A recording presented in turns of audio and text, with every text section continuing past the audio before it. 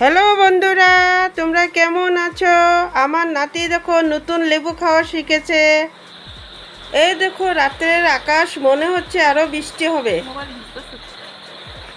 এই দেখো আমার নাতি দাদুর সঙ্গে বসে ট্রেন দেখছে।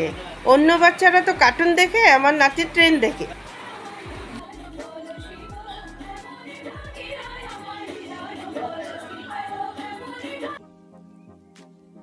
এইদিকে আমার বৌমা আর আমি মিলে রান্নাবাড়া সেরে নিলাম। মাছের ঝোল করেছি, মাংস বানিয়েছি, তিতা করলা ভাজা করেছি।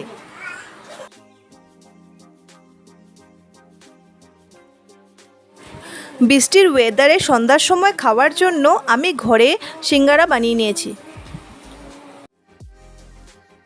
তার কতক্ষণ পরে আমাদের বাড়িতে রিলেটিভস এসেছিলো। আমার 3জন দেওর এসেছিলো, আমার ননদ এসেছিলো আর আমার বোন এসেছিলো।